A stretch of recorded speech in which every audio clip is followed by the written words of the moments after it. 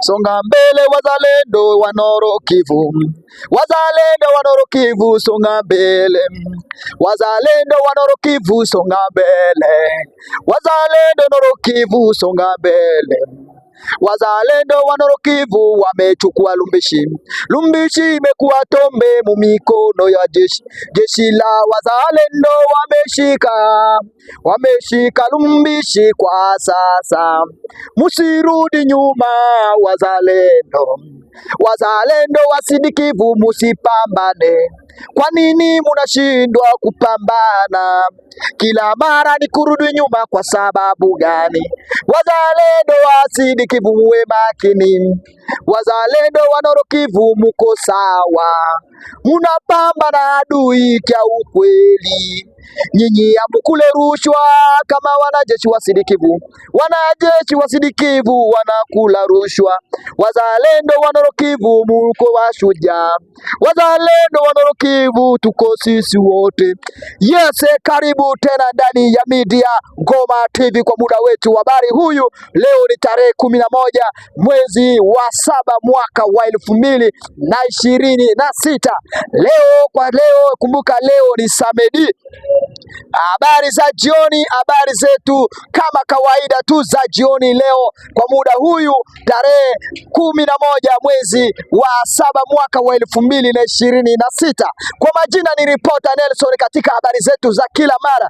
Ukiona kwenye mnara huyu tayari unajua nimekuletea habari gani, habari chembe chembe.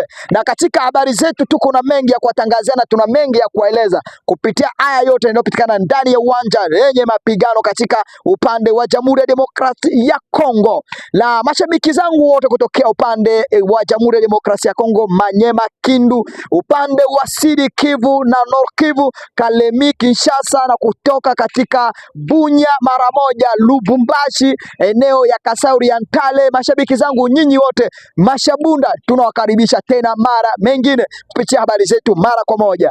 Na mashabiki zangu madiaspora, na wakubali zaidi na wapenda zaidi mashabiki, mkiwa pamoja na mimi nafurahia zaidi kuwa na pata habari za kuwapasha, kwa sababu mkiendelea kunisapoti napata kwa kweli ninajaa furaha sana, ninajaa furaha sana na raha, kwa sababu nimepata nguvu ya kuwapatia habari mkiwa mnanisikiliza moja moja katika habari zetu za kila mara. Na katika habari zetu leo, ili nikuje kuwapelekea mashabiki zangu na tuelewe kwa sasa mapambano kwa sasa imeendelea kuwa katika eneo gani. Vita kwa sasa jeshi la Jamhuri ya Demokrasia ya Kongo, wanajeshi sio wanajeshi wa FARDC. No, sio FARDC, wazalendo. Kwa sasa mimi siseme FARDC, jeshi la wazalendo. Wanajeshi wa wazalendo kwa sasa wamekabiliana na wahasi moja kwa moja. Hey. Watu wengi mnataka kujua jeshi kutokea upande wa Nord Kivu. Habari zetu leo niko nazo ni habari za Nord Kivu, ni habari za furaha sana.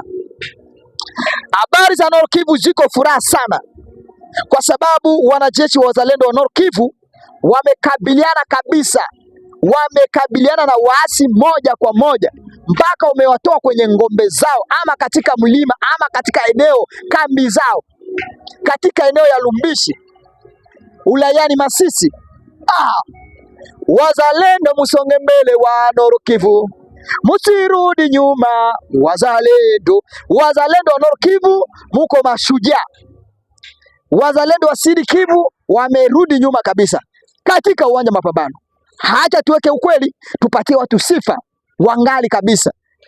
Tunashukuru zaidi wazalendo wa Nord Kivu, mnapambana kwa kweli sana.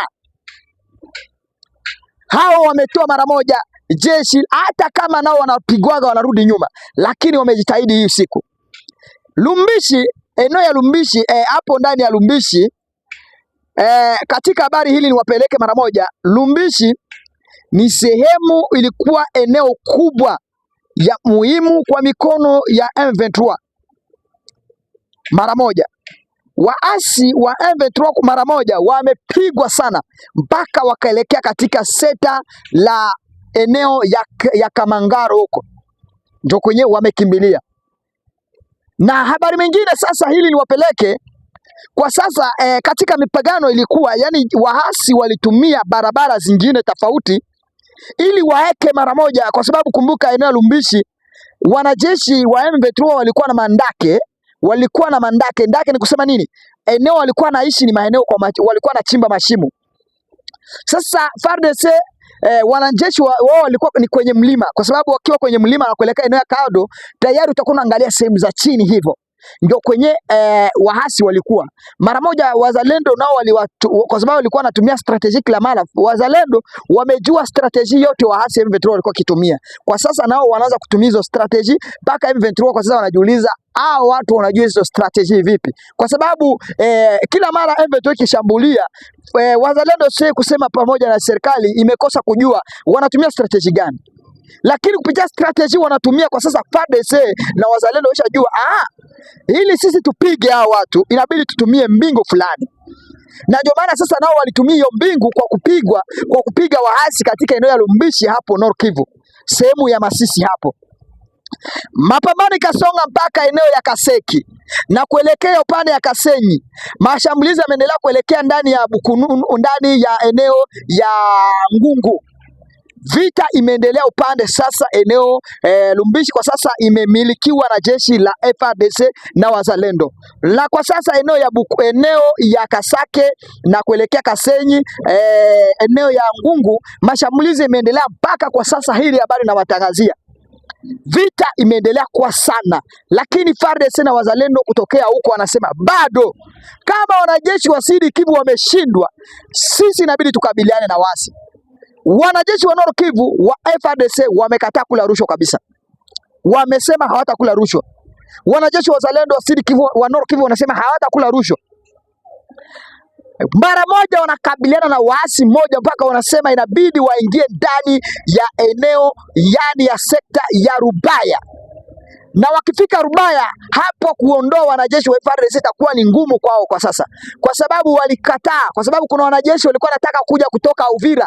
Wanatokea Uvira wakuja ungana na wanajeshi wa FARDC mpaka wanajeshi wa FARDC wa Rubaya wa Nord Kivu walisema hawataki kuchanganywa. Kwa sababu wasikuja kuwakonvekre wajue utamu ya pesa ya waasi. Walikataa kabisa. Hili linawaletea break news. Kwa sababu wanajeshi wa FARDC wa Sud Kivu walirogwa na pesa, wameshajua utamu wa pesa. Mara moja kuna gisi walikuwa napenda watolewe wamoja wao wapelekwe huko ndani ya Nord Kivu uende kusaidia na hatua kwao kumeshindikana. Wanajeshi wa Nord Kivu walikataa kabisa, wakasema wanajeshi watakuja hapa watokee Kinshasa. Wanajeshi watakuja hapa Nord Kivu watokee Kinshasa, na wakikuja wasikuwe na mamlaka wale wenyewe wako, kwa sababu wakikuja na mamlaka watawakonvekre waelewe mpaka nao wako napigwa gisi wanapigwa wanajeshi wa Uvira. Hii ni breaking news nimekuletea na unielewe vizuri, nimekuletea kwa sasa hivi. Kwenye habari mengine niko nayo habari lingine moto, vijana wa shujaa wa Nord Kivu wamesimama, wanasema watamwaga damu lao toni la mwisho katika nchini Kongo. Wanajeshi wa Sud Kivu, tulurudishe break news mara moja. Sud Kivu, eneo inayoita Kipupu, tarehe 10 muliona gisi eneo ya Kipupu, eneo ya Itombwe uko Mwenga Fizi, gisi wanajeshi wa M23 na Twigwano na Eri Chabara Ngumino wamepiga FARDC hapo Bukunu, hapo ndani ya Kipupu. Kipupu hakukukua vita. Mara moja FARDC walijua waasi wamekuja.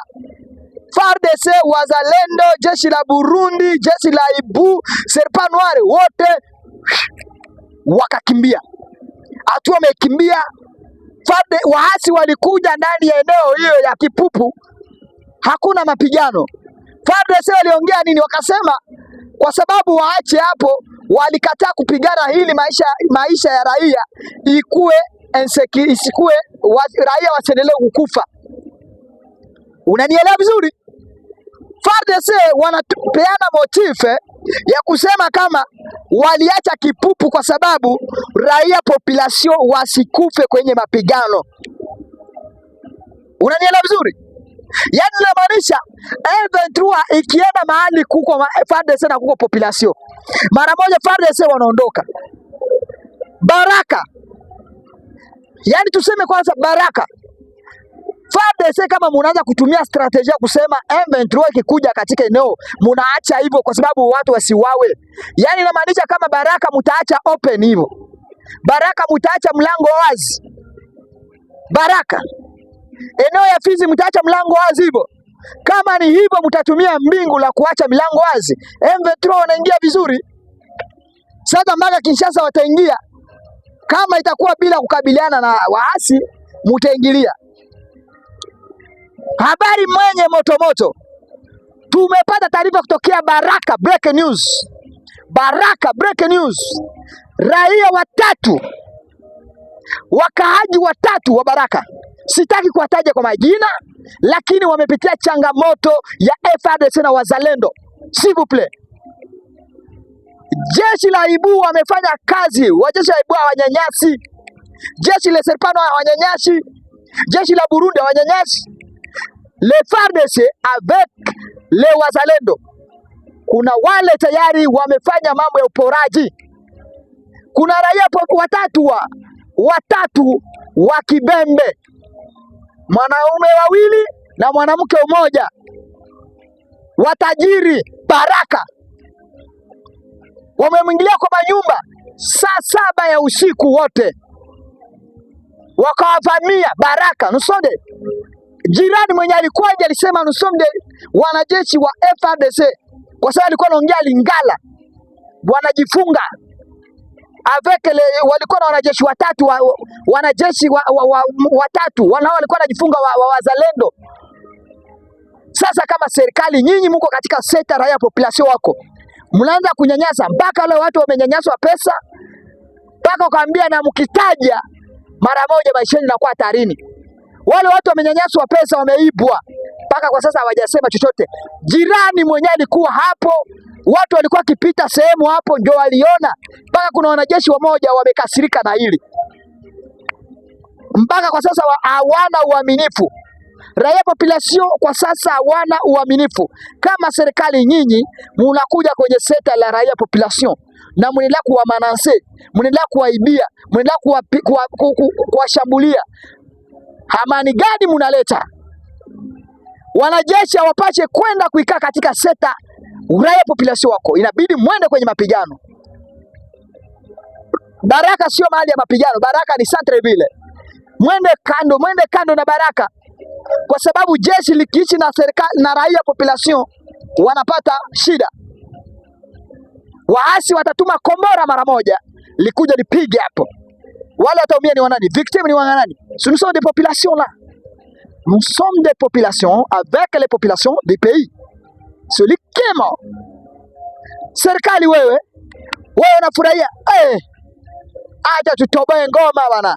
Wakongomani tunashindwa kuongea ukweli, Wakongomani tunashindwa kusema ukweli, na ndio maana tunauawa kama panya. Wakongomani tunashindwa kusema ukweli, ndio maana tunauawa kama panya.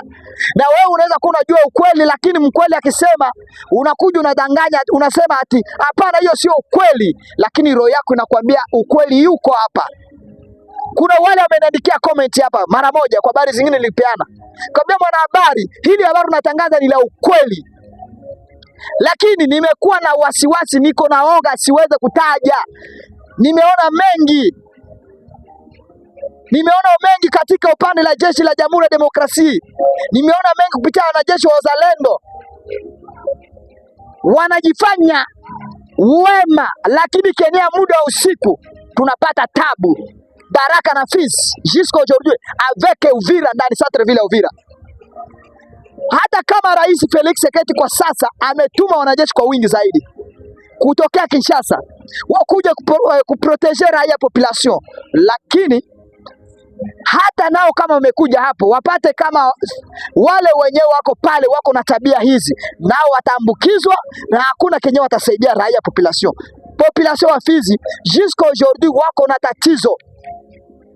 Fizi, Uvira, Mwenga, Baraka kwa sasa wamepata tatizo kubwa muno zaidi. Katika hili nalo kutangazia, na tayari inabidi ujielewe na utambue, mimi mwenyewe nimekuletea habari lenye ukali. Wanajeshi wa Sud Kivu inabidi mpambane gisi wanajeshi wa Nord Kivu wanaopambana. Sio kukuja tu mara moja. Mnatembea kwa population hata mnakuja kwenye mtandao mkiona mara moja. Kukuja tunajitapatapa wazalendo wa Sud Kivu. Tunajitapa sana. Tunajitapa sana si Wakongomani. Kujitapa ndio imetuua shida. Tunakuja tunapiga kelele, hata serikali tunapiga kelele. Ukiwa mwanajeshi unapiga kelele, aje unapigana na adui mwenzako. Pambana. Ule adui anapitumia silaha na wewe tumia silaha. Adui anatumia bombe, tumia bombe na wewe. Adui anatumia drone, tumia drone. Adui akitumia panga, tumia panga. Adui akitumia ngumi, tumia ngumi. Adui akitumia strategy yote, tumia hivyo. Hapana kuja kwenye hapa mnapiga kelele kwenye mtandao. Mnapiga kelele, sisi raia tuwasaidie nini? Hatua nyinyi mlisema nyinyi ndio wakombozi. Raia wafanye nini? Kama tayari waasi wa M23 wanasapotiwa na nchi Rwanda, kama gisi wa Rwanda nchini Rwanda na support M23.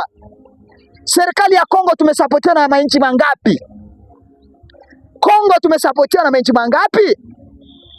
Hili turejeshe habari kwa kweli sasa. Tumesaidiwa na wananchi wangapi? Kongo, wanajeshi wa FARDC mmesaidiwa na wananchi wangapi? Rwanda imesaidia M23. M23 wanaungana na Rwanda. Nchi moja tu. Lakini ukiangalia Kongo, Tanzania waliingia Kongo, Burundi mpaka kwa sasa angali Kongo, Zambia waliingia Kongo, South Africa waliingia Kongo, jeshi la Kenya liliingia Kongo, Uganda ziliingia Kongo, mainchi ya huko wazungu waliingia Kongo na wote wakashindwa. Wote wakashindwa. Mujiulize kwa sababu gani hao wanajeshi wote wameshindwa kwenye uwanja wa mapambano. Hili ndio jambo muulizwe. Wanajeshi wa M23 wanasapotiwa na kainchi kamoja. Anasapotiwa na nchi moja, Rwanda peke yake. Rwanda iko na vyombo kweli ya kuliko manchi mengine walikuja kusapoti Kongo. Niliwaambia kitu moja, vita la Kongo halijaisha nyinyi. Hili ni siasa. Serikali ya Kongo ikiamua kuwamaliza vita watamaliza peke yao bila kuomba msaada yote inayotoka sehemu nyingine. Mara moja uko unanisikiliza na uelewe tayari nimekuletea habari yenye msimamo. Wakongomani tufunguke akili, tuache kuwa biwelewele. Hata kisi Wanyarwanda wanatuita sisi ni vichuchu. Hatuna akili. Nous sommes des populations là qui vous avez yomadik. Tumesoma lakini akili la kufikiria mbali, vision hatuna. M23 wanatumia mbingu ya kupigana kwenye mapambano, wana umoja kwanza. Wana upendo. Wakiingia kwenye vita wanatumia strategy. Hizo strategy wanatumia kwa nini FARDC ya Kongo msitumie basi? Hapana ukuja kwenye tunapiga kelele hapa. Ati M23 inasapotiwa na Rwanda. M23 inasapotiwa na Rwanda. Sebiela wako Kongo. Lakini Kongo tumeleta serikali la Kongo limeleta watu wangapi? Jiulize maswali haya. Jiulize maswali hao. M23 ni watu wachache sana kuliko wanajeshi wa Kongo wote. Masapoti zimetoka nje. Maramforo zimetoka nje ni ngapi? Hivyo ndio watu nabidi mufikirie. Ili Kongo, vita la Kongo bado lingali.